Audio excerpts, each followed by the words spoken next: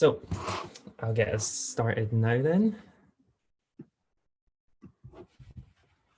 So this week we are joined by Jennifer O'Donnell, Michael Dougal and Ryan McComish from O'DonnellBrown's office.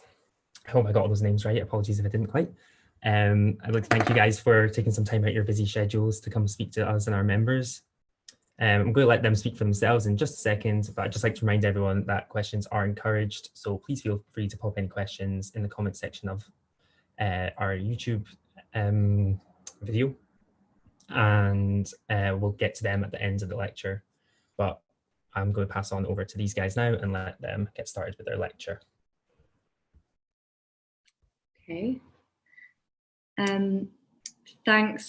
Thanks very much. So are you happy for me to share screen and start presenting now? Yeah. Yep, that's you guys good to go. Great. Can you allow me to share my screen, please? I will do that just now. Thank you.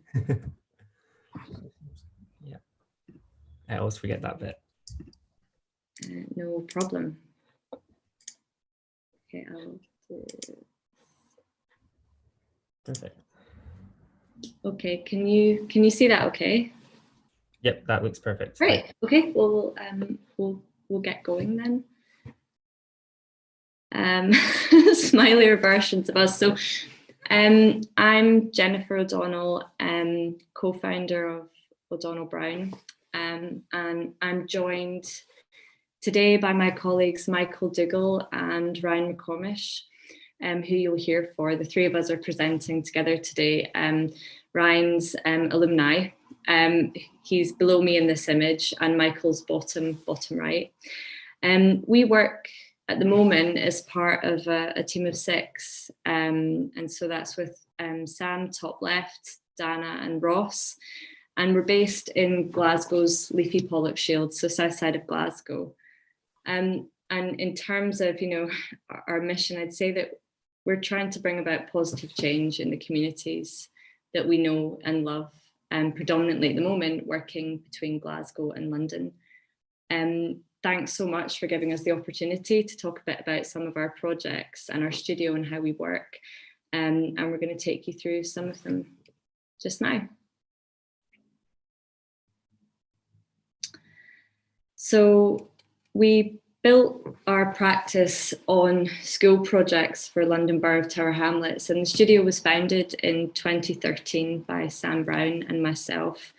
And I'm going to start by talking about 2 of those school projects. The first one is Swanley Sixth Form. Swanley is in Whitechapel, in London Borough of Tower Hamlets. The sort of wee orange rectangle, that's the existing sixth form building, which sits within a wider complex of school buildings. This is the existing school sixth form building at Swanley School. It's a really poorly built building. As you can see, it's quite sad looking. It's really badly insulated. It's a really leaky building, poorly constructed, tiny windows, so it didn't get much natural light or ventilation because of the small windows, and it really wasn't fit for purpose. This is Swanley's existing sixth form building. You can see it on the image photo on the left popping up over a wall. So there was absolutely no street frontage. It was hidden behind a wall. The views out were blocked. The light into the space was blocked. And at the time, there was a study that had been done by the Royal Institute of British Architects, and it found that poorly designed school buildings were having a negative impact on pupil attainment, behaviour. And it's something that really affected us, as designers of school buildings. And, there was this idea that we had to work to baseline designs and standardise designs. And so the voice of the individual schools and users was being lost time and time again. So Swanley School approached us and said, we need some more space. So they had this existing building, which was in the photos I showed you. And their idea for really quickly getting more classroom space onto that site was, we need some porta-cabins. And they had over £1 million. So they had a reasonable budget. And we thought about this, and we had, about 48 hours to a meeting, and we thought, with all of this context in mind, we can't in good faith draw this. We felt that they deserve better than a one-size-fits-all approach. And so we looked beyond the school's original brief, and it wasn't just about sort of economic value, but environmental value in retaining this existing building.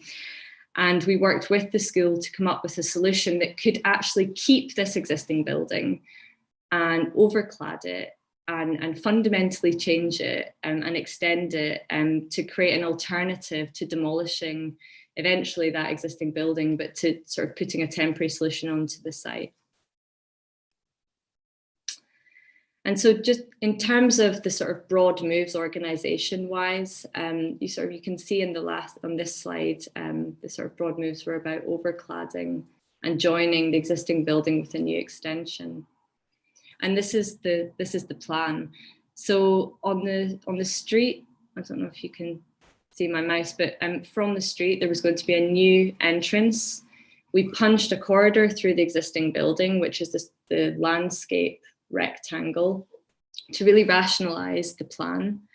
And we created a new extension on the left-hand side of the plan. And that sort of started to hold a bit of the school garden at the back, created a new frontage onto the street, and would link in with the existing building. And that new building was providing additional classroom space, but in a permanent way. In terms of the section through the new building, there was a double height atrium space which would connect the existing and new parts of the building. And the butterfly roof created some height in both the upper classrooms and the circulation, and also gave the building a unique character and identity that referenced the existing school buildings.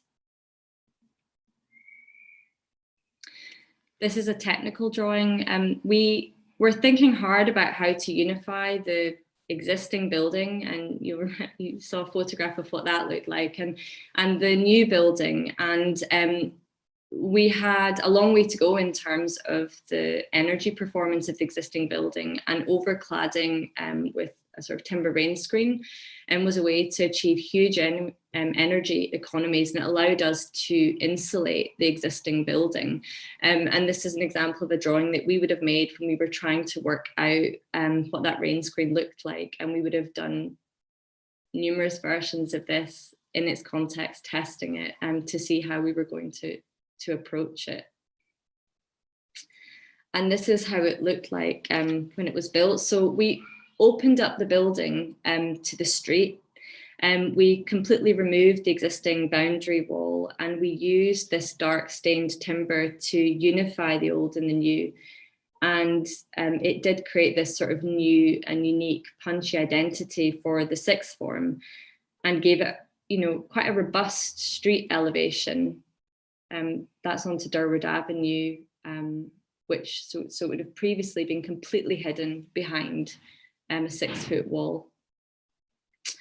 But by using timber, because of the material's inherent natural properties, there was a softness to it, and it sort of created a different type of elevation onto the school's garden space. And so you can see here that there was a sort of more regular and tighter, a sort of tighter rhythm on the bottom of the building, which tied into what was the existing sixth form building. And then as you moved up into the first story of the extension, we widened the spacing of the timber vertical battens to lighten it a little bit. This is another view of the new extension and the school garden at the back. And then it was important to sort of punch big windows into these facades. The existing sixth form had these sort of wee pokey windows, and so this was something very different, and we wanted to create light-filled spaces within these facades. And these were highlighted with a white timber lining. And so in this section, I mentioned that the new and existing were joined by a double height atrium space. And so this atrium was carefully crafted, and we used the same spacing of timber on the outside of the building, on the inside of the building, but left it unstained. And it was really designed as a counterpoint. And I mentioned this sort of reaction to baseline designs. It was a real counterpoint to the tight corridors that the sort of government were telling us to put in our schools. And instead, we wanted views that focused out onto the playground, trees, and the light tracking across the timber during the day. And the stair was designed with an open balustrade so that the pupils would get views through in between as they moved up and down, and even down to the oak handrail, which is a bit warmer when you touch it.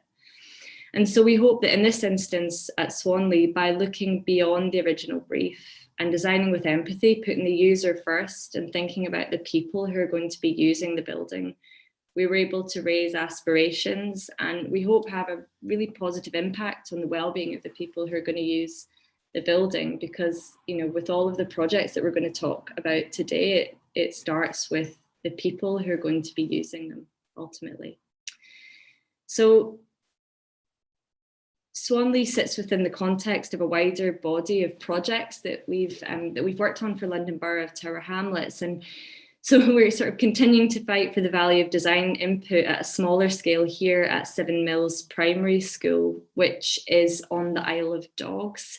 So the site is really in the shadow of Canary Wharf, if you know London. And we were asked to make some flexible classroom space in the playground of Seven Mills Primary School. In terms of the black, you probably guessed, but the sort of black highlighted part is the new classroom building that we made. And to the east is this sort of single story sprawling school building. This is quite a light drawing, but to describe the programme, we were making flexible classroom space, so 2 classroom spaces that could be opened up into one, a parents' room and some toilets and storage. So it was a really simple brief, but this was going to sit in the context of a sort of tarmac playground and in the shadow of Canary Wharf and some quite towering sort of residential blocks. And so we wanted to think about it in a bit of a different way.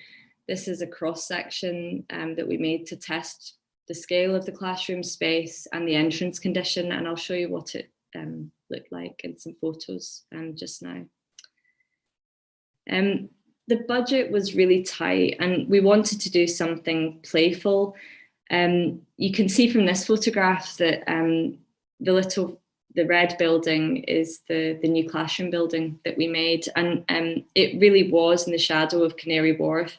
And we wanted to create something with a more homely, comforting scale and feel, and something that had a bit more of a playful character in terms of the movement in the eaves line, and that related to some of the buildings in the neighbouring and surrounding context.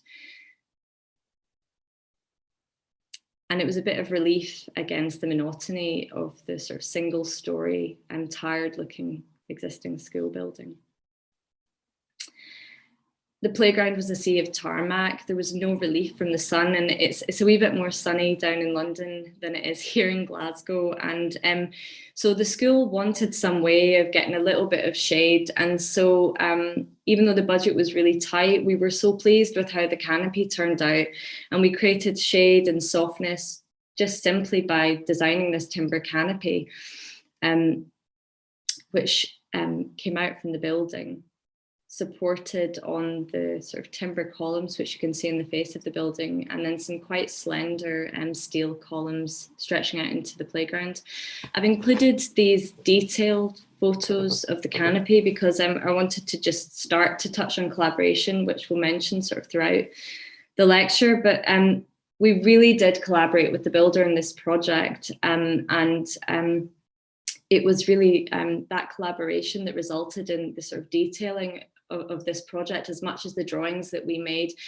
talking it through with a specialist joiner in terms of the design intent and what we were trying to achieve, what the school was trying to achieve, and what they were able to do and what they were able to make at the earliest stage, sort of resulted in the details really coming together in the way that you can see here. And then in terms of the interiors, they were really simply done. We added a bit of colour. So each room had a sort of different colour for the children to know what classroom they were going into to help with wayfinding. And we added timber into the joinery to add a softness and sort of break up the sort of monotony. So often classrooms are sort of white plasterboard boxes.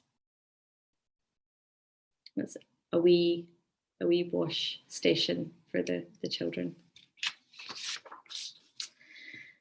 I'm going to talk about the greenhouse now. So I mean, as a studio, we're really people focused, and we are continually testing and pushing ideas through our teaching, through initiatives like experiencing practice, which brings students into our practice, but also through our self-initiated projects like our studio, the greenhouse. And so just a bit of context for this image. We moved the studio from London, where we established the practice, up to Glasgow in 2016 and started working from the Mock Victorian Conservatory that was attached to where we live. And for Sam and I at the time, it was the two of us, you know, it had everything that we were trying to create elsewhere in our sort of education projects. There was connections to nature. You can't see them because the blinds are down, but there are views. An abundance of fresh air, loads of natural light, but we were also in sunglasses for half the year because it was a conservatory. And so it was the most pleasant space to sit, but there were real issues, as you can see here. And that's a dust sheet trying to keep the sun out our eyes. And so we took the opportunity to test ideas for how we might create a healthy and inspiring work environment for the practice. And we started to test ideas against our brief, which was to create somewhere truly unique. And this is one of Ryan's drawings that he made. We wanted to retain the connection to nature, views out into the garden and the park, which is across the road from the studio. But we had to deal with the practical considerations to do with glare, lighting and storage. And this resulted in a proposal for a simple timber structure. And so through these sketches, investigative sketches, Ryan's sort of breaking down the component parts of what would become what we've kind of fondly called the greenhouse. And in the right-hand image, you can see the simple timber structure. And the idea was that we'd carefully position this within the existing conservatory, and it would provide enclosure and the right amount of daylight for a comfortable working environment. I'm going to show you some photos of the build process. So we took the dust sheets down. We took the chandeliers down as well, lovely as they were. You can see the views out that we're so fond of. And we started to make the structure. We collaborated again with a local joinery company called 345 Joinery. They're based quite near to the studio, and they manufactured the timber sections off site on their CNC machine. And this created a kit of parts that could be easily put together. And this was really important for us because it was downtime. So we were taking the time out to build this, and we got huge enjoyment out of it, but obviously it had to be done quite quickly. And this is on the right, it's Arnie from 345, and that's Sam in the background doing a bit of painting and always working to a deadline. This was us the night before doors opened in 2018, literally putting the finishing touches before a morning start. And this is some photos of the studio space now and how it looks. And so the views out to the park were maximised, and we absolutely love working here. It was a really important project for the practice because it was our first self-initiated project, and it set a really strong precedent for us in terms of the way we work. which links onto the community classroom, which Michael is going to talk about now. Okay, thanks, Jen. Hopefully everybody can hear me okay. Just to touch on quickly what Jen was talking about, O'DonnellBrown was founded on the successful delivery of education projects in Tower Hamlets, two of which we've heard about there, Swanley and Seven Mills. But we find ourselves in a situation where we're now Glasgow-based, working in Scotland, but due to, say, difficult procurement routes, it's actually quite hard for us to get a school project in Scotland. So that led us to, I suppose it was that frustration that encouraged us to self-initiate our own education project.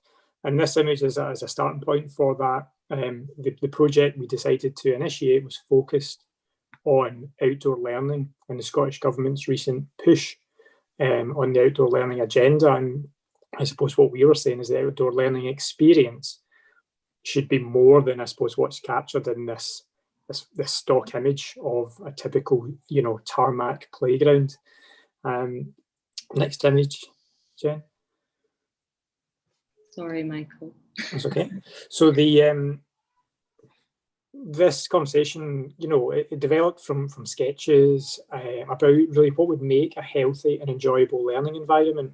Now, having created a healthy and enjoyable working environment with the greenhouse, we saw that as a natural starting point and reference, I suppose, for what was to become community classroom. So you'll see a language of frames in that sketch on the left-hand side that does directly relate to what we were doing in the greenhouse. Then the image on the right was us then starting to think about this community classroom should be completely user-friendly. It should be a very simple kit of parts that can be assembled, reassembled on different locations, different sites, and for different purposes. Next slide, Jen. So this was an image that was produced basically once we had worked through what that kit of parts might be. This was it really reduced to its absolute basic form, where we have no more than 3 lengths of timber. There's the covering, and then there's the modules, which I'll talk about in a minute. And when all that comes together, it basically provides, an opportunity for a variety of learning experiences. Again, just captured in that one of those first images. And the process that we followed, so once we had those conversations and developed those sketches and started to compose the idea, the approach that I suppose like we do any project in the office, and the first thing that we done was make a model. And that allowed us very quickly to establish the basis of the frame that makes the community classroom, and then talk to our collaborators. So say again, it was a collaboration with 345 Joinery that helped us on the greenhouse, but also we had commercial support on this from Saint-Gobain, major player in the construction industry, and a company called International Timber. This image really, it talks about the component, so the plug-in components. So you've got the frame, that's one part of it, but the other part are these plug-in modules, as we call them. And this is a colour study, so how we could actually layer in colour into the structure. Next slide, Jen. The modules that I talk about, and you see them there arranged with the columns, are basically components that can attach and fix into these columns, but done in a variety of different ways and for different reasons. So they could be shelving, they could store teaching material, you can detach them and use them as seating. So again, it just allows, although it's a fairly basic structure, it has a degree of flexibility, again, putting the user first and thinking about how people might interact and use this. Next slide, Jen. And these were the early images that we started to produce that were making those suggestions. So here, for example, you can see the modules being used as blackboards, but also as storage for planting and perhaps as a raised stage area. And this was one of the kind of final actual drawings that we've done prior to construction. Again, just to understand what the component parts of this are. So you'll see the frame. And again, I should say about self-initiating these projects, it's really about using your network and your connections. And there was a lot of support on this project. So whilst we self-initiated the idea, we were able to get all of the material as donations, which allowed us to ultimately deliver it. So you'll see there's the frame, that was all material provided by International Timber. There's the covering, which is actually it's just a fairly standard industrial product. It's scaffold protection, which you will see on scaffolds all around the city. So we're just using it in a different way. And interestingly, just from a design point of view, the covering for the scaffold you see on it there's a rhythm of lines that they break it up. And what they are when you're on site, they're the fixing points for that material back to the scaffolding. But in us using it with the frame, it actually then dictated the spacings of the frames. So you'll see when you look at the frame there, they're not regular spacings, which they may have been if we hadn't used that particular roofing material. But I think it just adds another layer to it and more interest, I suppose. And then finally, you see the modules that plug into the side of it. Next slide, Jen. A more refined render that was done, I think, when the design was pretty much finalised. So again, it's just very suggestive of how it might be used in the variety of setup for the modules, and actually just the type of space that could create in an outdoor setting. Next slide, Jen.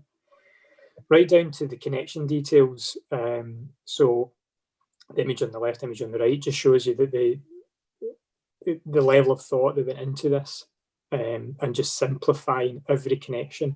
So not only for us, because we built it, and for the team, it was probably our second live build after the greenhouse. So we wanted it to be easy for us to build, but then also if this was to roll out and people were to start building community classrooms up and down the country, we wanted it to be really straightforward for community groups and school groups to erect themselves. Again, just a couple of drawings that illustrate that further. So it was almost like a sort of IKEA set of instructions for putting it together. And then just some, again, images that we're using to test this idea of colour and how colour could be used through the modules.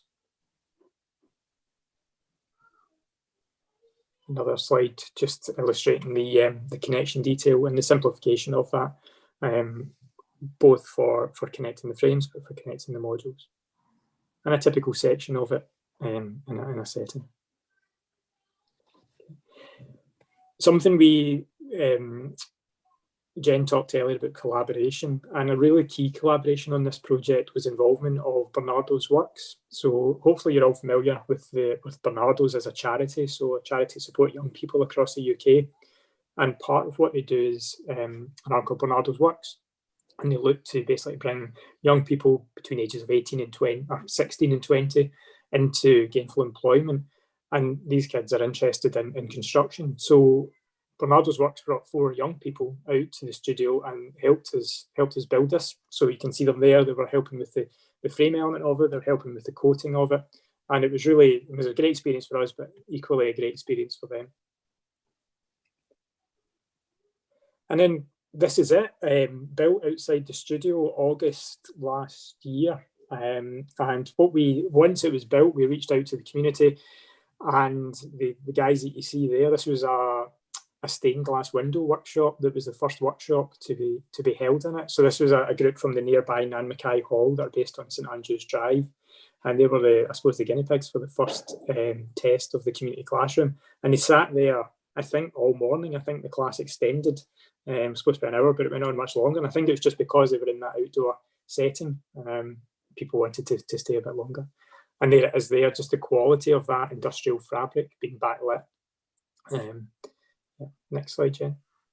And again, another shot of it in the garden.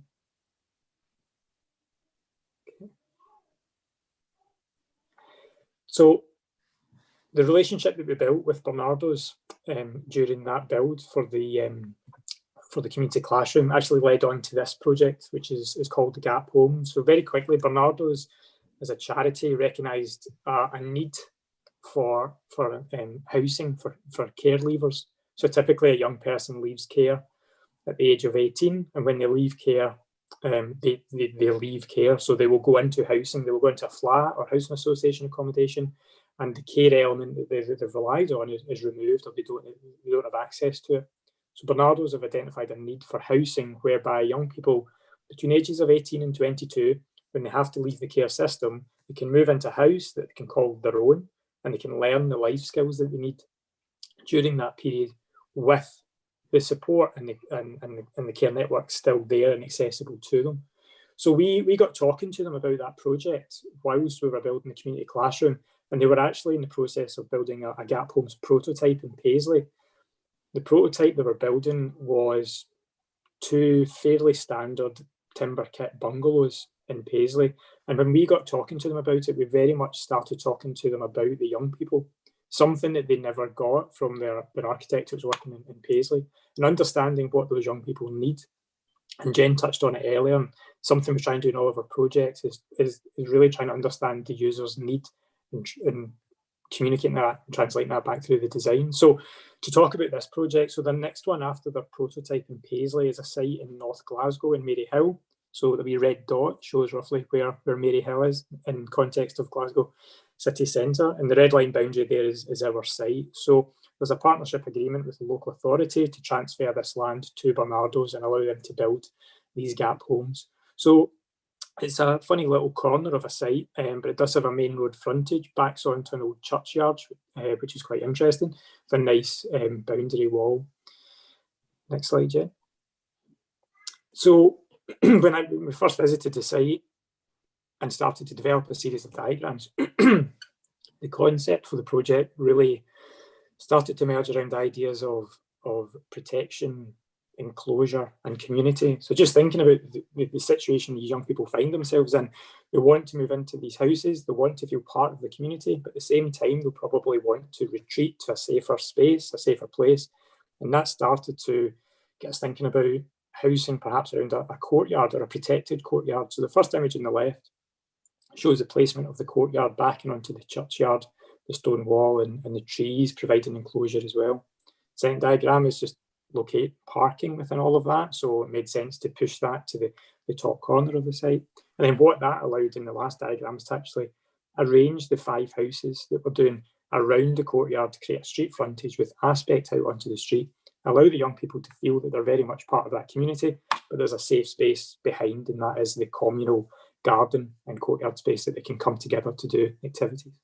Next slide, Jen. So that's the site plan diagram that you can see there. So we've clustered 3 of the young people or care leavers' houses together. And the 2 houses on the right is one house for a care leaver and one for the on-site care staff. And it's just following those same principles I've talked about there. So it's aligning them with the street to create a frontage, but then creating this protected courtyard to the rear. So all houses are accessed from the courtyard, but do have aspect out over the street. Okay, next slide, Jen. And just another diagram talking about the presence of these buildings on Shiskin Drive, and I suppose giving something back to the city, as well as really thinking about these young people and how do these buildings sit in their context. It's an image showing the arrangement of these homes, and when I said earlier it was the concept was really driving around protection, enclosure, and thinking about the young people that are going to be living in them. There was a narrative that was starting to build around the idea of protection and enclosure and safety, and we started to think, how can that translate into the architecture? So we wanted these first and foremost to look domestic in their appearance, and that is achieved, I think, through the expressing the roof, which sits above the living room and kitchen below. And then next slide, Jen. But then to take those concepts I talked about, actually thinking about that as a home that sits within a protected boundary. So the base of the building, or the robust edge that faces the street, which will be brickwork, protects that warm timber interior, which is essentially the home. Next slide, Jen. And then this is the site plan that started to emerge. So again, you can see there just the qualities that we're trying to get across. So it's about a landscape buffer to the street, and then also the courtyard to the back. And then if you go to the next slide, Jen. The section communicates that as well. So we're going from the churchyard on the left-hand side to the shared residence courtyard garden. And then that has a link, so almost a sort of semi-private space, which is the rear patio, the courtyard patio to the house. Then we've got the house itself. And then we've introduced a front patio too. And that really is the private space for the resident, private outdoor space where they can sit observe the street, observe the passers-by, but they're very much contained within the boundary of their house. And then the shrub planting provides that buffer to the street.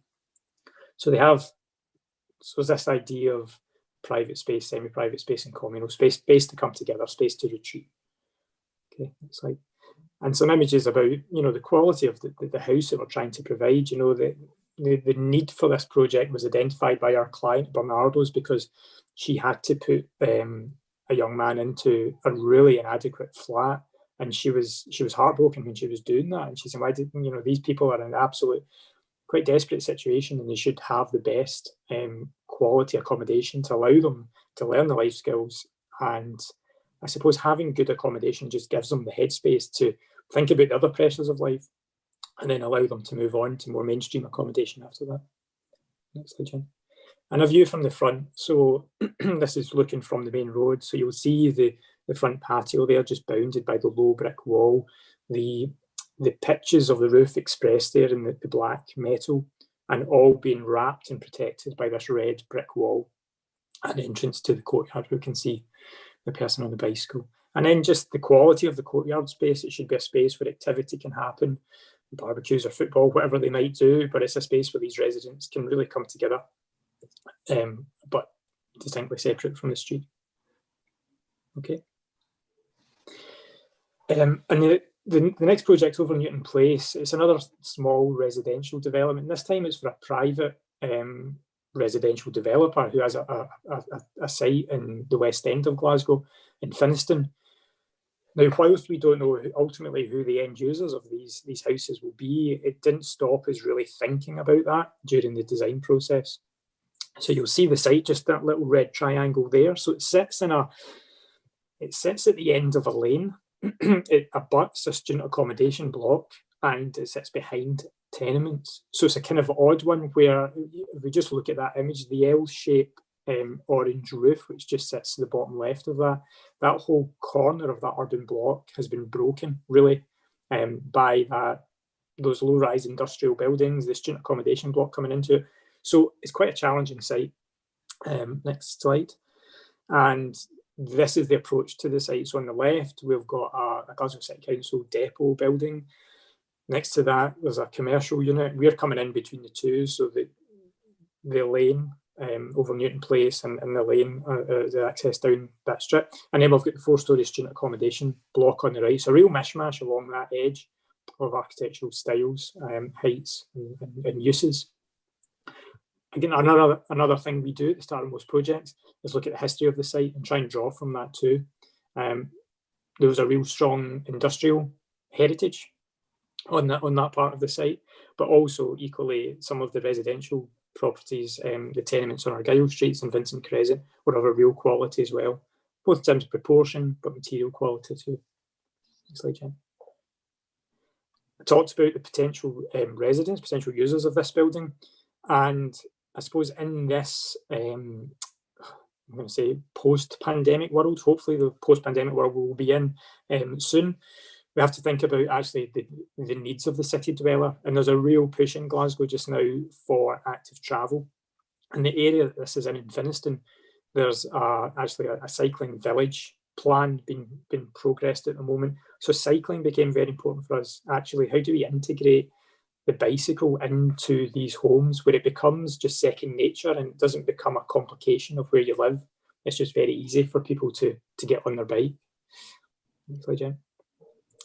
And I'd said it's positioned at the end of a lane. Another interesting thing, just looking at the context, there's a real, there's many references around the West End from lane type development, going from Ashton Lane at the top there to some of the lanes that sit behind and Muse type properties that sit behind the likes of Park Circus. So there was good reference for us there in terms of what we were hoping to achieve. A couple of diagrams that I suppose led very quickly to where we position this building and how the building started to, the massing of the building started to develop. So access, we're actually quite restricted there. We're up the lane and we want to get off the lane as quick as we can, which forced us to push the building to the northeast corner, so top right corner of that plan, and align it with the student residences. So you'll see that we're getting 4 Muse type properties. And what that did was it opened up the southwest corner of the site and really allowed us to take advantage of, the orientation of the sun, solar gain, and so on. And a very early sketch just talking about the position and the mass and arrangement of this building. And what we've actually done, because the site is challenging in terms, I suppose, of its outlook, we are down a lane, we've flipped the houses. So we've flipped the houses to bring the living accommodation upstairs. So you've got this open plan living kitchen space upstairs, which then extends out onto a south facing terrace. So it keeps the bedroom accommodation on the ground floor. Next slide, Jen. And you can just see that, I suppose, in these plans. So that's a typical ground floor. And again, just thinking about that ground condition, the other thing that we done, and it's just thinking on residential projects, also I think about those thresholds, public space, private space. We've introduced these entrance courtyards. So rather than stepping off this lane through your front door and into your house, you go through a threshold, which is the courtyard, then into your house, where you can see we've integrated bicycle parking up the stairs, and you're into the open plan kitchen living spaces, all with quite generous south facing terraces. And material quality, we tend to try and use pretty robust palettes, limit the number of materials. And what we're doing here, this is really just a study in brick. And it does make references to some of the historic examples we saw previously.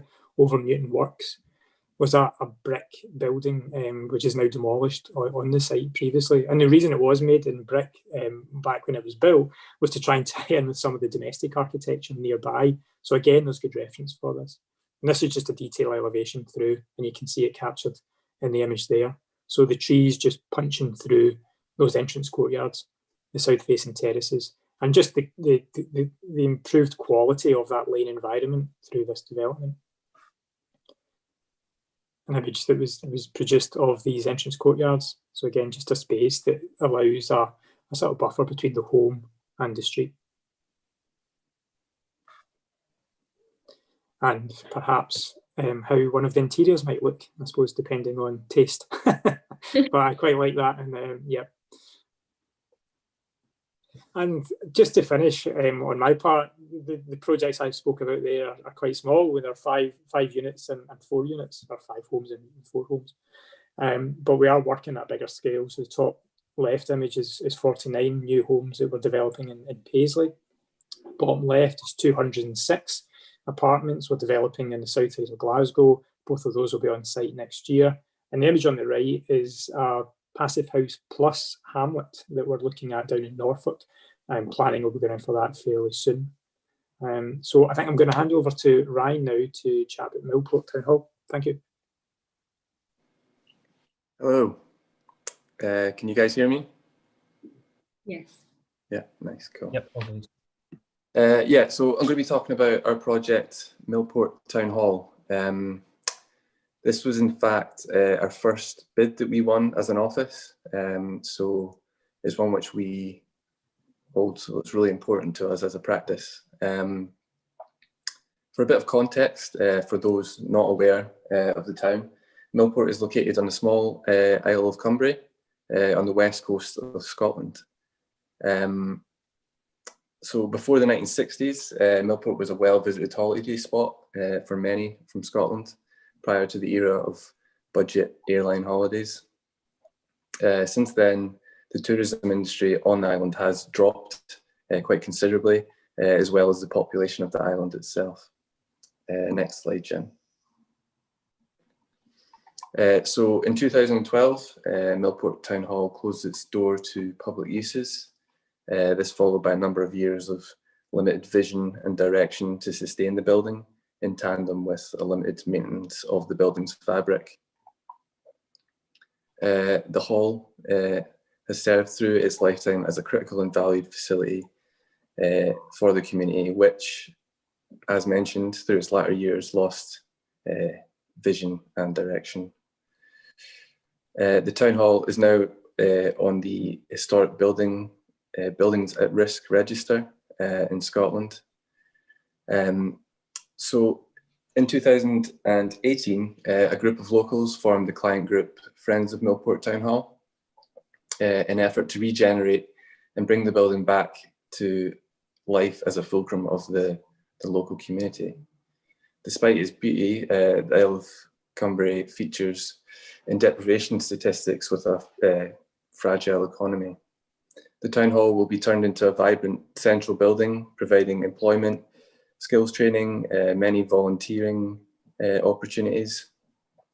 Its size actually offers and makes possible for multi-concurrent uses, which will reach out to all ages and abilities, and there will be an economic upturn for the local businesses and residents alike. A community-focused approach will be made, assisting social cohesion, reaching out to isolated and developing the best way to address local inequalities and deprivation. The town hall itself was used for many events, groups and social activities throughout its lifetime. Latterly, from 1937, the building was used as Millport Picture House, hence the boarded up windows that you can see in the images here. Next slide, Jen. So here's a little series of sketches showing the different uses within the building. The building is to become a community hub for various uses enclosed. It will include a concert performance venue with improved facilities, including spacious foyer and toilets. These spaces will also be able to cater for events such as weddings and conferences.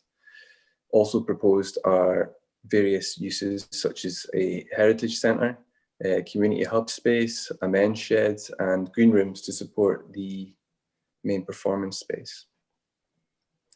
The building will accommodate 3 holiday let flats located on the first floor.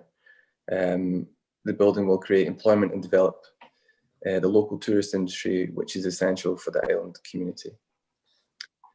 So, in summary, this is a Sam Brown special sketch, which sums up the main moves within the design.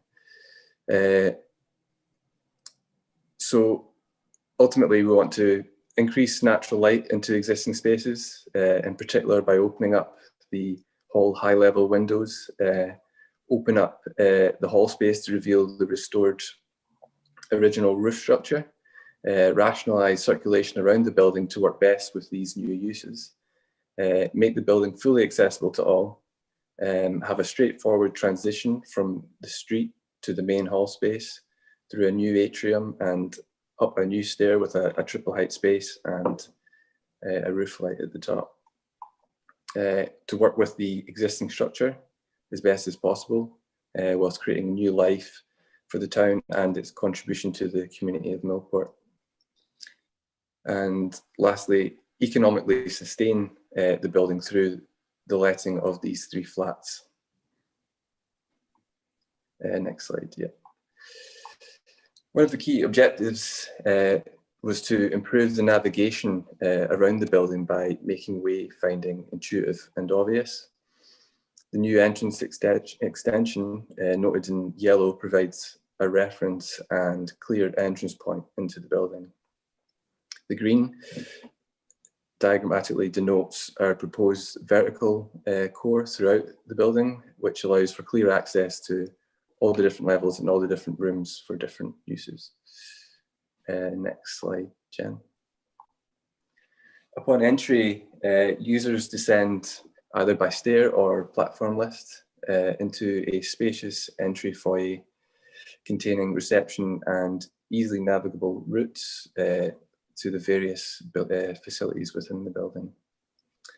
Along the southern face of the new extension are a series of tall windows flooding the double height space with light throughout the day. Importantly, the new foyer space provides the visitors the opportunity to gather and socialise prior to moving into the main hall for special events. Next slide, Jen. When visiting the building to use the main space on the ground floor, you rise up from the entrance foyer via a generous staircase with engine doors to the hall visible directly ahead of you. Next slide, Jen. The new sort of grand stair includes a rooflet triple height space above, which allows daylight to flood deep into the plan and makes for a grand and spacious sequence from the street up into the main hall space. Next slide. From there, you would enter into the newly refurbished hall. The historical windows in the hall, which are currently boarded up due to it previously being used as a cinema, would be opened up and replaced to match the existing windows. This will bring much needed sunlight into the building's principal space. Further to this, the existing suspended ceiling will be removed to reveal these quite unique roof trusses, and they'll be restored as well. Next slide, Jen. The historical grand entrance to the hall will continue to be used for ceremonies, but this will also allow access to the first floor for the holiday lets above. This is potentially an independent access for the flats. Users would then not be required to enter the main building if they're visiting the flats. The flats located on the top floor of the building offer visitors views out to the neighbouring garrison building, but also views out to the sea as well. Next slide, Jen.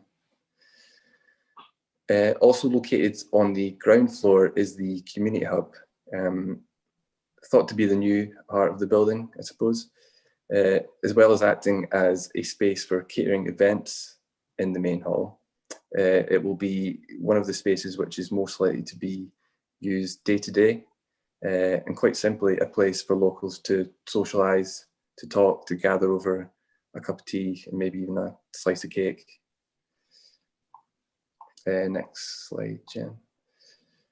So over the summer this year, we were delighted to receive planning permission for the project. We're currently gathering funding for the project, which is ongoing. However, we are pleased to be working on a building warrant application with the hope to be on site next summer. And I think I'm going to pass on to Jen now. Okay, I'm aware of the time, so I've got a couple more projects to take you through, and I will do it expediently. So us v them, I'll talk to you about first. This project was to create a new headquarters for us v them. It's another project in Glasgow. And these are photos of the existing building.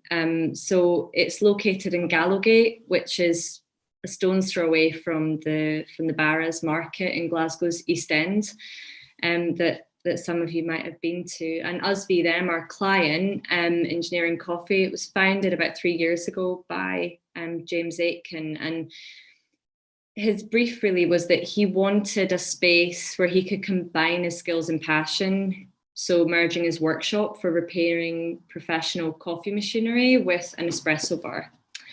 And you can see the existing building is a bit of a hodgepodge of different styles of interiors, and has been added to over time with building services and internal wall linings and all sorts. And this was the space that we were going to be working with. We were working to a really tight budget on this project, as we often are as a studio, and so we wanted to do something that was punchy and had character and impact, but on this really limited budget, and unify this hodgepodge interior in a really simple and legible way. And when we looked at the existing site and we looked into the history of the existing site, there used to be a 4-storey typical Glaswegian tenement on the site. And now all that stands is the sort of sturdy base of this tenement. And we took that as a starting point for the concept, the sort of heavy base of this tenement block. And our client, James, thought it looked a bit like an espresso. So we went with that. And so we started to work through the idea with sketching. And these are a couple of sketches thinking about, how we could translate this idea of a heavy base into clear and legible conceptual design that could weave its way through the interior of the space.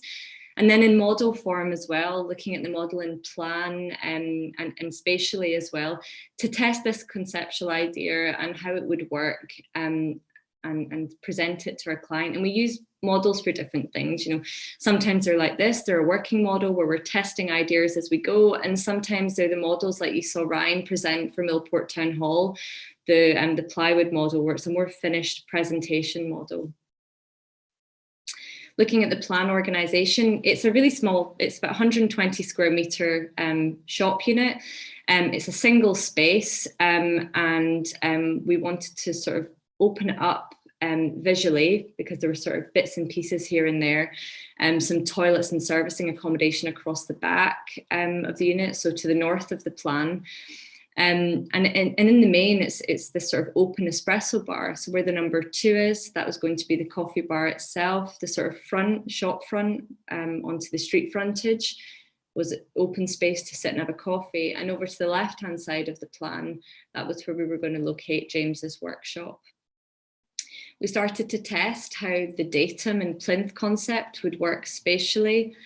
And working through options and sort of testing in 3D models, how we would create this wrapping piece, how high it would be, the extent of modelling on it, and how that would work with Us Be Them's branding. It was quite a robust and punchy branding, and we wanted to do something that would tie in with that as well. We then were taking the testing into imaging to see how that would work. And also to help us design the key spaces, the layout, making choices about interior finishes, planting, lighting, the colours of columns, which became particularly contentious. And then into the finished things. So this was a really quick project. James helped make it himself during lockdown. And actually, this is a sort of positive COVID story whereby the arrival of lockdown actually enabled him to stop what he was doing, because he services coffee machinery in all the sort of cafes, well, throughout a large part of Scotland. And so he was able to focus his time on this project. This is the side elevation, and it's a bit of signage that was commissioned for the project, a piece of artwork. This is the new frontage to the building, and really from our point of view anyway, it was all about this datum and then just trying to leave the bones of the building as they were.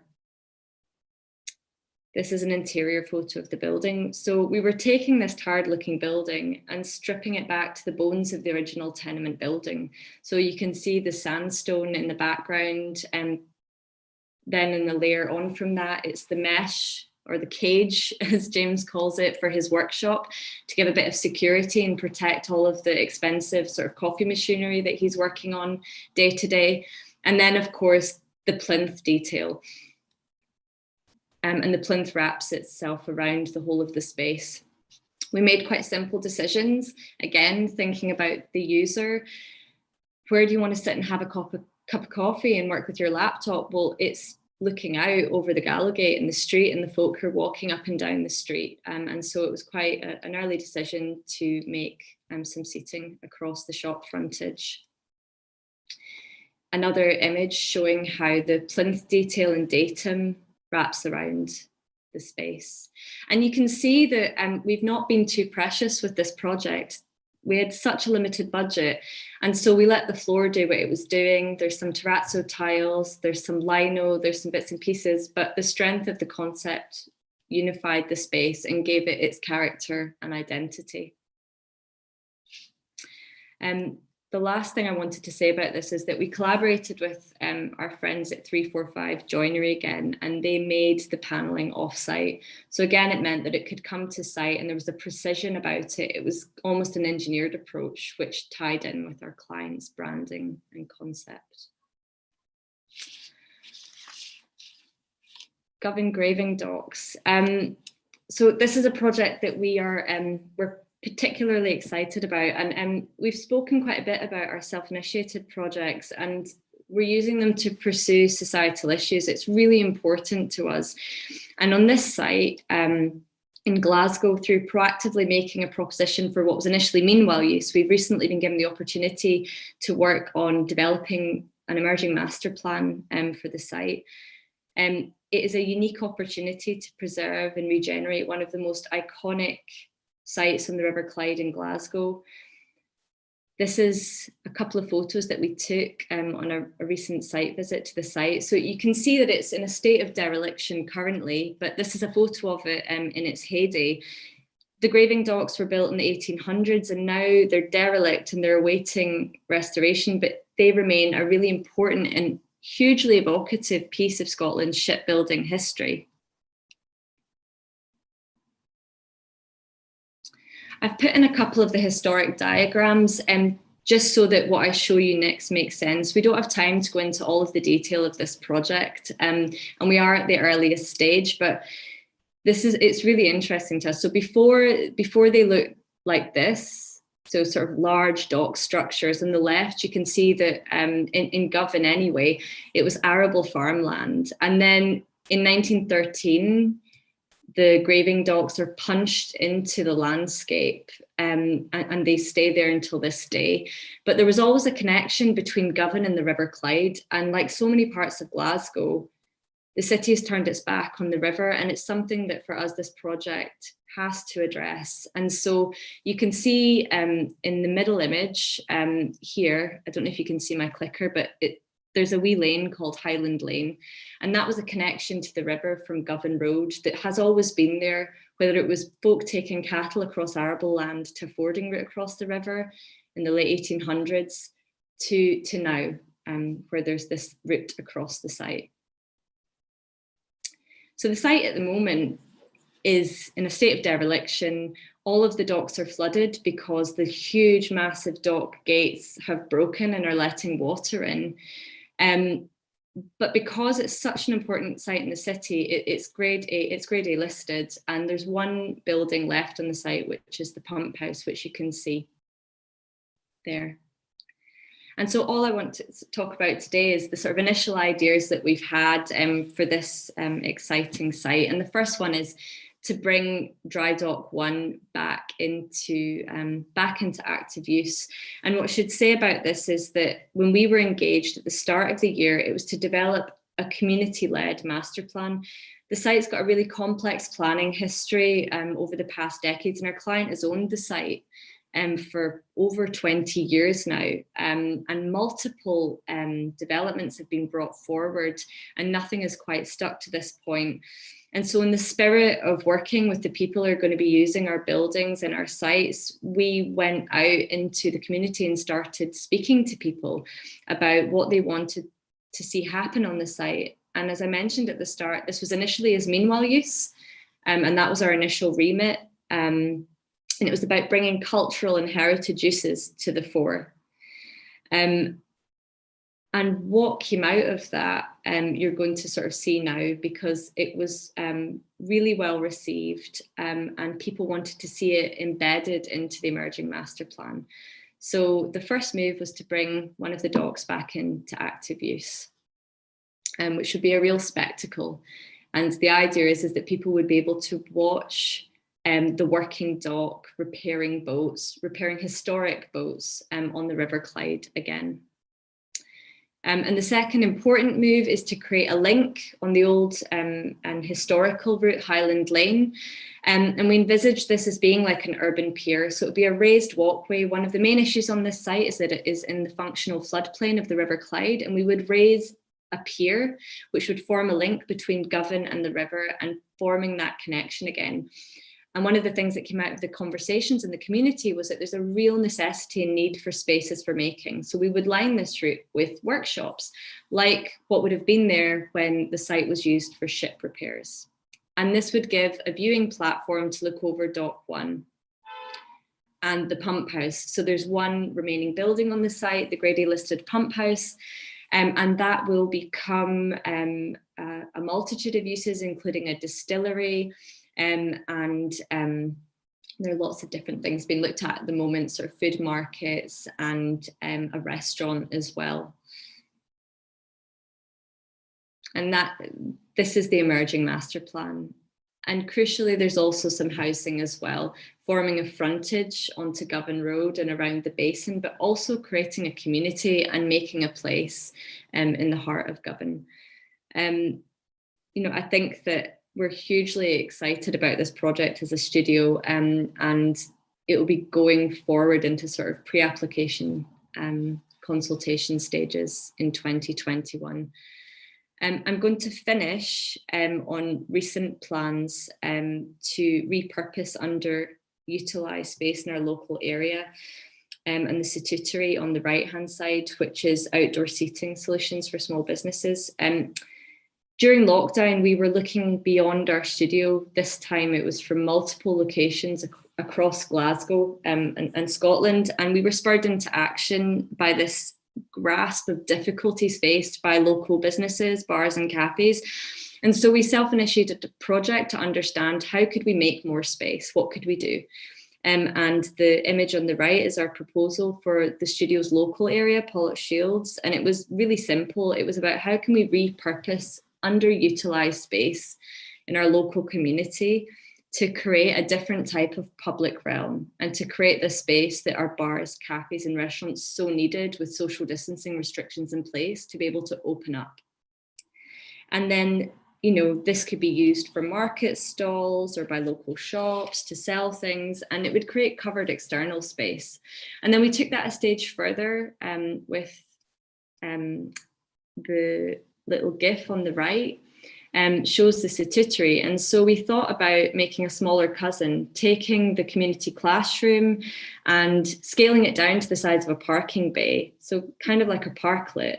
But the idea was that each restaurant or bar could take ownership, as many other European cities have done, of parking bays outside to create additional dining space during the pandemic.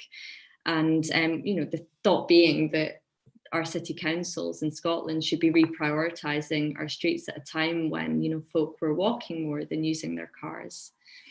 And I'll finish there, really. I mean, I think that last thing to say is that it is a really uncertain time, but as a studio, we feel really optimistic. And we were thinking about today's lecture, and I think that we've spoken quite a bit about our self-initiated projects, and speaking to yourselves, we're thinking about the fact that as architects and architecture students, we're problem solvers, and there are so many problems just now to be solved, and we're well equipped to go out into our communities and really engage with societal issues and create opportunities, and be that for projects or for the folk who live in our communities. And so be bold and idealistic and be involved. So thank you very much. We didn't go too over, but Thank you. So don't worry about going over at all. That was really good. We've got a couple of questions if you don't mind staying on for a wee bit longer. No, it's absolutely fine. Perfect. I'm just going to pass over to Damien and he'll ask you some of those questions. So I have a few questions here. So the first one is sort of a two-part question. A lot of your projects seem to be community related. Do you feel yourselves drawn to that sort of work as a practice? And you've sort of mentioned this in the last two projects, but in these community projects, do you ever have discussions with the local people, or would they have much of an input into your design process? Yes. Shall I go for this one? I'll go for this one, and we'll sort of take turns. Yeah, absolutely. We work. I think that we touched on this in that our buildings are for people, right? So we're designing for people, and that's the community of that building. And with every single project, we go out into the community and we talk to people. I mean, there's more formal engagement processes that you go through when a building's going through the planning process, where you'll sort of go out, and so often this is done in a kind of sort of tick box way, where you have an exhibition about something that's been designed, but it's absolutely not what we're about or what we try to do. We're much more interested in speaking to people, and often with our projects it's taking a grassroots approach. So for example, on the graving docks, we're actually involving the community and forming the brief for the project, and that gives the project credibility. It gives the project support from our client side not to be cynical, but I mean, that's required. But it also means that we're going to be meaningfully contributing to that community, but by providing what they want. Now, often, you know, you're not able to do that because for a project you're given a brief, but even when we're given a brief, you know, that brief needs to be tested through conversation with the folk who are going to be using the building. And Michael, I'm thinking about Bernardo's and the community of young people, for example, who are going to be ultimately living in the Gap Homes projects, you know, and the amount of discussions that were had with the young folk to help form the ultimate design. You know, no, absolutely, and it's maybe a point I never touched on when I was talking about that project. But young people involvement is absolutely key, not only from us but from the client side as well, to make them feel like they are part of the design process and they are ultimately getting a say on the houses that we're designing and building for them. So no, I mean, that's it. I mean, it's not, I suppose, just the community that you're building in, but it's the community that you're building for that we should be speaking to. Yeah. Mm-hmm. Yeah, just another question here. You talk about getting people involved in the design process. You spoke a lot about collaboration in some of your projects. How important do you think that relationship is between builders, contractors, and sort of the early design stages of your work? I can take that, Jen, if you want. Yeah, on you go. Yeah, massively important, I would say. And as architecture students, you know, you might forget that actually when you go into the world of construction, you're always part of a bigger team. And I think to get the input from that team as early as possible and working with them as early as possible always benefits the project. I mean, collaborations go from, I suppose, the standards in collaboration with the design team, so your engineer, quantity surveyor and so on. But what we try and do is collaborate with other specialists. So we talked a lot about 3, 4, 5 joinery. Now, the experience and skill that Arnie, one particular individual at 3, 4, 5 joinery, brings to a project, just in each occasion I think we've used them, he forces us to think about things slightly differently, or he'll suggest a detail that maybe we never thought of just because of his experience of doing it. And as well as that, we're doing a project which is a lead on from the community classroom, working in collaboration with an artist. And something I've done on a few previous projects, but collaborating with an artist again brings another element, another creative mind to the table, which could just turn a project on its head. You know, just one suggestion of a creative move or artistic suggestion can change the look or approach to a project. And we're currently working with Kate V. Robertson on an outdoor learning space at Strathclyde Park. And we're starting to see that there, just her take on the community classroom and how she might approach it. It's just changing that project ever so slightly. So I think it's collaboration with, as I said, design team, but I think go beyond that, collaboration with communities, collaboration with other specialist designers, collaboration with artists, all of it just adds to the quality and depth of a project. And I'd also just say that I know that our most successful projects so far in terms of our built projects have been where that synergy, that collaboration, that conversation with the builder has worked really, really well. And we have learned loads from that relationship, you know, as a young practice, working with the builder, learning the best way to make those details from their experience and joinery expertise. And it makes for the most sort of enjoyable process. You know, there's some builders we'd near revere the way that we've worked together. So it's hugely important. It doesn't always happen, but it's hugely important. I have another question here where you spoke about testing like different forms and facades and stuff. Does most of that happen through physical modeling or 3D modeling? I see you had a slide there of kind of lots of different forms of 3D modeling and also sort of quick visual images. How would you go about that mostly in your practice? Ryan, do you want to answer that? Sorry, just unmuting myself. It's predominantly at the moment 3D modeling, especially being remote as well, working from home. It's modelling in SketchUp, putting a few ideas together for the team so that there's a few ideas to talk over, and then sharing them via WhatsApp, and then discussing them, sometimes doing teams. But yeah, predominantly 3D modelling. And if previously, before lockdown, I guess there was some sort of, we would produce some models. I don't know if you saw the one for Millport Town Hall where we used a laser cut ply to develop some of the ideas. So there's a mix, but at the moment it's predominantly 3D modelling based on working from home and sharing ideas as easily as possible. But I think, and I think that, there's a real process that hopefully comes through in the projects presented in terms of moving between sketching, 3D modelling, 2D drawing, back to 3D modelling, to sketching, to physical modelling. And it also depends on who it's for, whether it's for a client meeting, whether it's for a consultation event, whether it's for ourselves, which it mostly is, to be testing the ideas. Thanks. I have a last question here, so it's sort of a pandemic related question. Just going back to your community classroom, did it ever come up about any sort of room for advancement in that, in terms of bringing out in schools for outdoor classrooms, like in terms of sort of ventilation and everything else?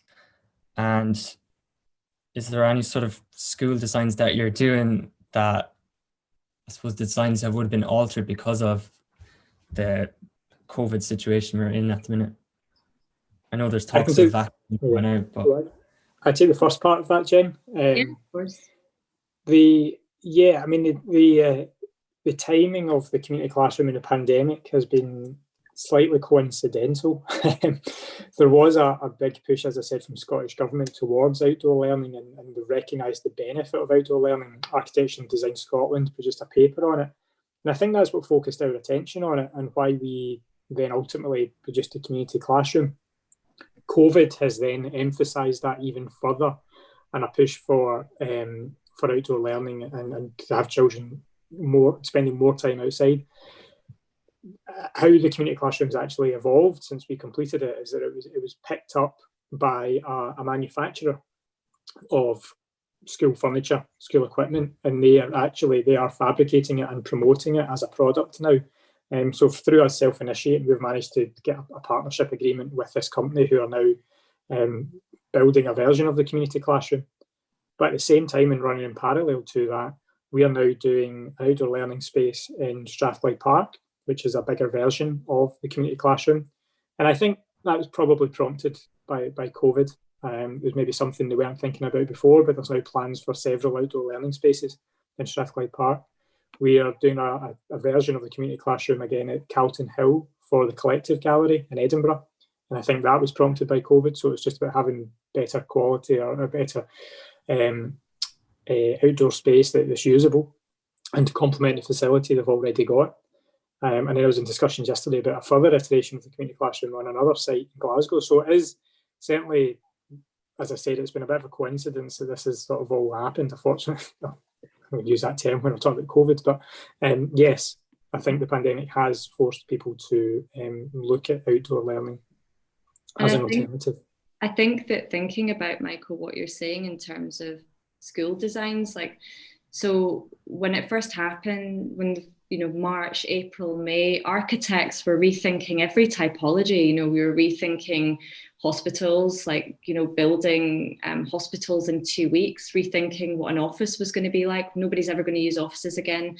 And as this, as your question, and thinking about how school designs are going to alter. So I think in the first instance, people were thinking, okay, social distancing, we need more space. We have to make more space. But quite quickly, the consensus is, and we definitely feel that, that's not the answer. It's not sustainable to just build more additions. You can see from the first few school projects that we showed you, so often school buildings have been added to over time in a piecemeal way, and that's the last thing that we should be doing. And I think that it's almost gone full circle, and the thought now is that actually we need really good ventilation thinking about sort of well-being, what makes a healthy learning environment, it focuses in on the stuff that we should have been talking about anyway.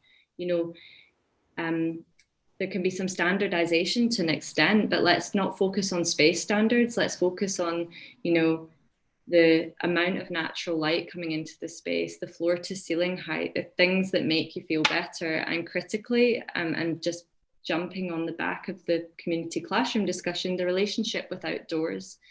And so schools are, rather than making more space, they're rotating. So, you know, the thought is that they spend more time outside. And so there is a change or a shift in thinking, but it's really positive on a number of levels. Perfect. Yeah.